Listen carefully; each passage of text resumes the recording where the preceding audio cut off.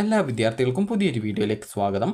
ഈ വർഷത്തെ CPAS centre for professional and advance സ്റ്റഡീസിൻ്റെ BSc നഴ്സിംഗ് അതുപോലെ തന്നെ പാരാമെഡിക്കൽ ഡിഗ്രി കോഴ്സുകളിലേക്കുള്ള പ്രവേശനത്തിനായിട്ടുള്ള അപേക്ഷകൾ ജൂൺ 16 അവസാനിക്കും. ഇതുവരെ അപേക്ഷ നൽകാത്ത വിദ്യാർത്ഥികൾ ഉണ്ടെങ്കിൽ ഉടൻ തന്നെ അപേക്ഷ സമർപ്പിക്കാനായിട്ട് ശ്രദ്ധിക്കുക. അതുപോലെ തന്നെ അപേക്ഷ നൽകുന്ന വിദ്യാർത്ഥികൾ അപേക്ഷയുടെ പ്രിൻ്റ് ഔട്ട് ഈ ഒരു സിപാസിലേക്ക് അയക്കേണ്ടതുണ്ടോ എന്നുള്ളത് പല വിദ്യാർത്ഥികളും ചോദിച്ചിട്ടുണ്ടായിരുന്നു. അപ്പോൾ ഈ ഒരു സിപാസുമായി ബന്ധപ്പെട്ട്, അതായത് ഇന്ന് ഈ ഒരു കാര്യങ്ങളുമായി ബന്ധപ്പെട്ടുള്ള സംശയങ്ങൾക്കായിട്ട് സിപാസുമായി ബന്ധപ്പെട്ട സമയത്ത് ഈ ഒരു സിപാസിൽ നിന്ന് ലഭിച്ച വിവരപ്രകാരം വിദ്യാർത്ഥികൾ ഓൺലൈനായിട്ട് അപേക്ഷ സമർപ്പിച്ചാൽ മതിയാകും. ഈ ഒരു അപേക്ഷയുടെ ആ ഒരു പ്രിൻ്റ് ഔട്ടോ മറ്റ് ഡോക്യുമെൻറ്റുകളോ വിദ്യാർത്ഥികൾ സിപാസിലേക്ക് അയക്കേണ്ടതില്ല എന്നാണ് പറഞ്ഞിട്ടുള്ളത്. കൗൺസിലിങ്ങിനായിട്ട് വിളിക്കുന്ന സമയത്ത് വിദ്യാർത്ഥികൾ ആ ഒരു ആപ്ലിക്കേഷൻ്റെ പ്രിൻ്റ് ഔട്ടും അതുപോലെ മറ്റ് ഒറിജിനൽ ഡോക്യുമെൻറ്റ്സും ഫീസും എടുത്തുകൊണ്ട് പോയാൽ മതി എന്നാണ് പറഞ്ഞിട്ടുള്ളത്. അപ്പോൾ അതുകൊണ്ട് തന്നെ വിദ്യാർത്ഥികൾ ഈ ഒരു ഓൺലൈനായിട്ട് മാത്രം അപേക്ഷിക്കുക. നിങ്ങളുടെ അപേക്ഷയുടെ പ്രിൻ്റ് ഔട്ടോ മറ്റ് കാര്യങ്ങളോ സിപാസിലേക്ക് അയക്കേണ്ടതില്ല എന്നാണ് സിപാസിൽ നിന്നും ലഭിച്ചിട്ടുള്ള വിവരം. അതുകൊണ്ട് തന്നെ നിങ്ങൾക്ക് കൗൺസിലിങ്ങും അതുപോലെ മറ്റ് ഡീറ്റെയിൽസുമായി ബന്ധപ്പെട്ടുള്ള ഡീറ്റെയിൽസൊക്കെ നിങ്ങളുടെ ലോഗിനിൽ അല്ലെങ്കിൽ ഈ ഒരു വെബ്സൈറ്റിലാണ് പ്രസിദ്ധീകരിക്കുക. അതുകൊണ്ട് തന്നെ സിപാസിൽ അപ്ലൈ ചെയ്യുന്ന വിദ്യാർത്ഥികൾ ഡെയിലി ഒരു തവണയെങ്കിലും സിപാസ് വെബ്സൈറ്റ് ചെക്ക് ചെയ്യാനായിട്ട് ശ്രദ്ധിക്കേണ്ടതാണ്.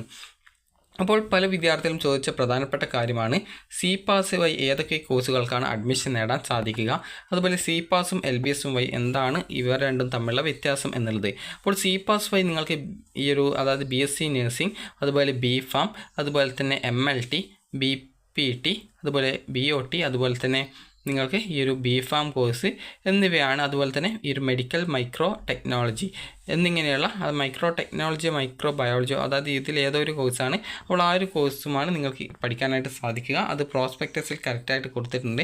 അതുപോലെ എത്ര സീറ്റുകളുണ്ട് എന്നിങ്ങനെയുള്ള ഡീറ്റെയിൽസും അതിൽ പ്രോസ്പെക്ടസിൽ കൊടുത്തിട്ടുണ്ട്. അതുപോലെ തന്നെ ഈ ഒരു സിപാസും ഈ ഒരു LBSും തമ്മിലുള്ള വ്യത്യാസം എന്താണ് എന്നുള്ളത് പല വിദ്യാർത്ഥികളും ചോദിച്ചിട്ടുണ്ടായിരുന്നു.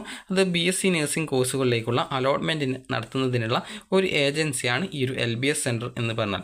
LBS വഴി വിദ്യാർത്ഥികൾക്ക് സിപാസിലെ 50% സീറ്റിലേക്കും അതുപോലെ തന്നെ വിവിധ സെൽഫ് ഫിനാൻസ് കോളേജുകളിലേക്കും അതുപോലെ തന്നെ വിദ്യാർത്ഥികൾക്ക് വിവിധ ഗവൺമെൻറ് കോളേജിലേക്കുമുള്ള പ്രവേശനം BSc നഴ്സിംഗിന് അലോട്ട്മെൻറ്റ് ലഭിക്കുന്നതായിരിക്കും.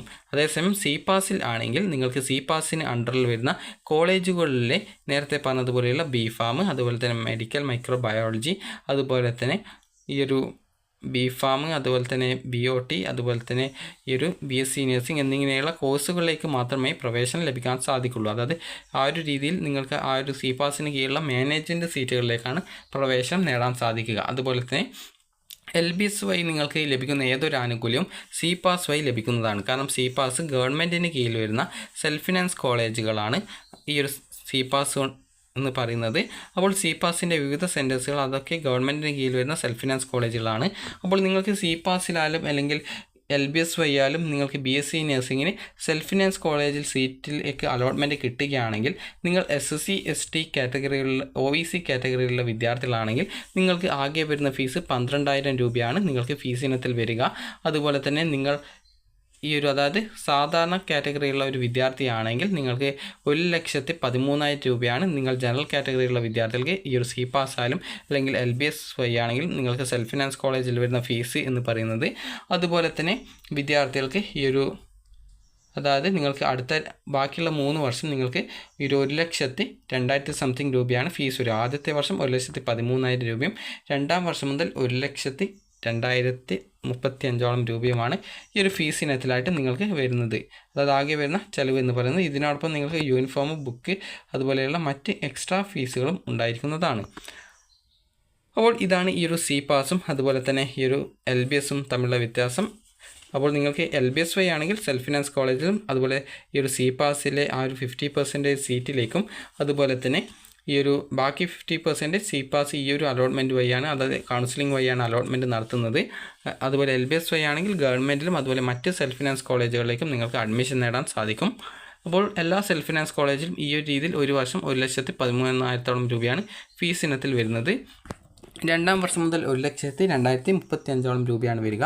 ഗവൺമെൻറ് കോളേജിൽ ആണെങ്കിൽ ഏകദേശം 23,140 രൂപയാണ്. അത് 140 അല്ല 170 രൂപയാണ് വരിക ഈ ഒരു ഫീസ് ഇനത്തിൽ. അപ്പോൾ ഗവൺമെൻറ്റിൽ താരതമ്യേന ഫീസ് വളരെയധികം കുറവാണ്. അപ്പോൾ വിദ്യാർത്ഥികൾക്ക് ഈ ഒരു വീഡിയോ ഉപകാരപ്രദമായിട്ടുണ്ടെന്ന് കരുതുന്നു. അപ്പോൾ സി പാസിൽ അപേക്ഷിക്കുന്ന വിദ്യാർത്ഥികൾ അപേക്ഷയുടെ പ്രിൻ്റ് ഔട്ട് നിങ്ങൾ അയക്കേണ്ടതില്ല. അതുപോലെ അപേക്ഷയിൽ എന്തെങ്കിലും തെറ്റുണ്ടെങ്കിൽ അത് നിങ്ങൾക്ക് ലോഗിൻ ചെയ്തുകൊണ്ട് തിരുത്തുന്നതിനും അവസരം ഉണ്ടാകുന്നതാണ്. അതായത് നിങ്ങൾക്കിപ്പോൾ എന്തെങ്കിലും തെറ്റുണ്ടെങ്കിൽ അത് ലോഗിൻ ചെയ്യുക, അതിനുശേഷം തെറ്റെന്താണെന്നുള്ളത് തിരുത്തിയിട്ട് നിങ്ങളുടെ ആപ്ലിക്കേഷൻ അപ്ഡേറ്റ് ചെയ്യുക, അതിനുശേഷം ആപ്ലിക്കേഷൻ്റെ പ്രിൻ്റ് ഔട്ട് എടുക്കുക. അതിനുശേഷം നിങ്ങൾക്ക് എപ്പോഴാണ് കൗൺസിലിംഗ് വരുന്നത് ആ ഒരു സമയത്ത് പോയിട്ട് കൗൺസിലിംഗിൽ പങ്കെടുത്ത് നിങ്ങൾക്ക് അലോട്ട്മെൻറ്റ് കിട്ടുകയാണെങ്കിൽ അവിടെ അഡ്മിഷൻ നേടുക.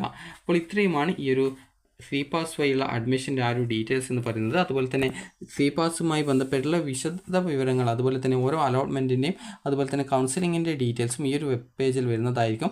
അതുകൊണ്ട് തന്നെ വിദ്യാർത്ഥികൾ cpassadmission.com വെബ്സൈറ്റ് വഴി ലോഗിൻ ചെയ്തുകൊണ്ട് ഡെയിലി ഒരു തവണയെങ്കിലും ആ ഒരു ഡീറ്റെയിൽസുകൾ ചെക്ക് ചെയ്യേണ്ടതാണ്. അപ്പോൾ നിങ്ങൾക്ക് ഈ ഒരു വീഡിയോ ഉപകാരപ്രദമായിട്ടുണ്ടെങ്കിൽ ലൈക്ക് ചെയ്യുക, ഷെയർ ചെയ്യുക. Thank you for watching.